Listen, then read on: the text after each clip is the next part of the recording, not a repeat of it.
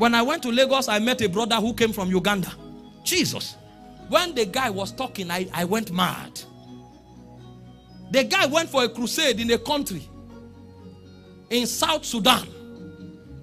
And as he was preaching on the altar, the head of the Taliban was walking into the crusade ground with 2 women. People began to run because they knew danger was coming. People who were worshiping started running. And the guy didn't know what was happening. He was just watching. And the guy came to him and said, this woman here has been blind for 7 years. Open her eyes or you die. So that one, there's nothing like atmosphere.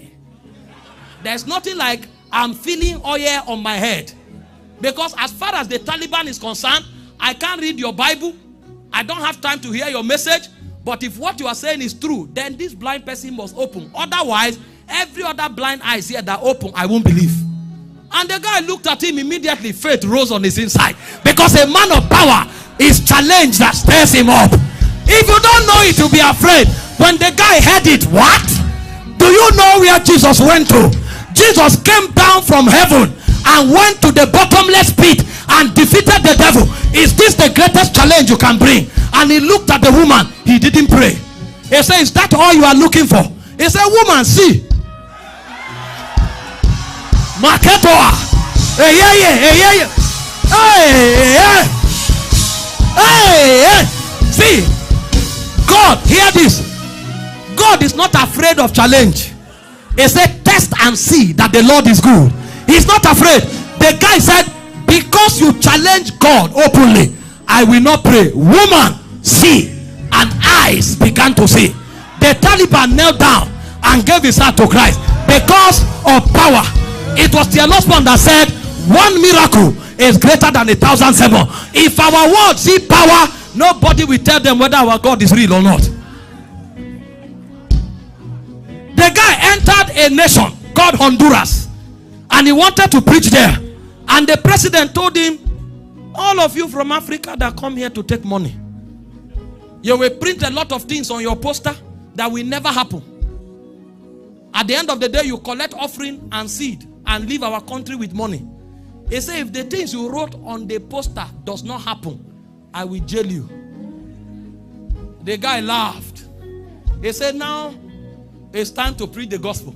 Because the gospel is not English language. The gospel is the move of power. Power.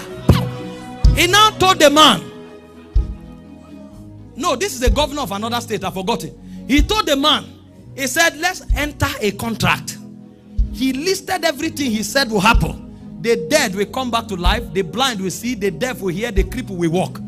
And they signed the contract. If these things don't happen, jail me forever. But if they happen, you will accept Jesus publicly. Meanwhile, before we go to the crusade, you have a pain on your back. There's an injury. That one is already healed. The man checked and discovered he was already healed. What is going on here? Hear this. Hear this. Nobody knows him in that state. And he didn't have money to spend on flyer. You know what they did? They came to the city and asked, where are the school of the deaf? Because that was his own style of evangelism. There's no money for billboard, there's no money for flyer.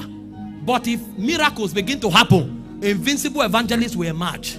Because if you see Jesus' ministry, there is always a day. They brought those who were sick. They went out. There is a day that never have identity. Those days is power that activate them. And the guy they went to the school of the deaf and dumb, signed and brought all of them. So he was putting himself in trouble much more. There was a hospital nearby. They brought ambulance and brought everybody from the hospital. Some people were in ICU. You know they will die. They look for where cripples are in the market begging. They brought them. So this one is not people who are in church who have heard the gospel. And they brought them and light them up in the crusade. He thought that was all. When crusade started and he dressed to go out, they now told him they have brought 10 dead men to the crusade.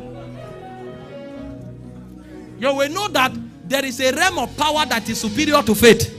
Is it not when somebody hears your message that faith will rise? Do dead men hear messages? How does the deaf and blinds hear the message?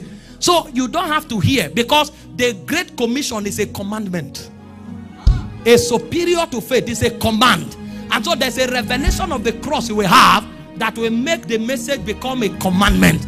And the guy said the meeting will now become sweet. And when he went out, as he was done preaching, some people were sleeping. And he now said, this is the time that when Paul came, he did not come with excellency of speech.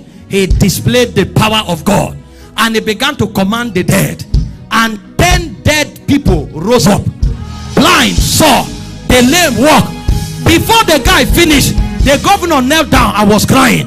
It's not everybody you preach a message to.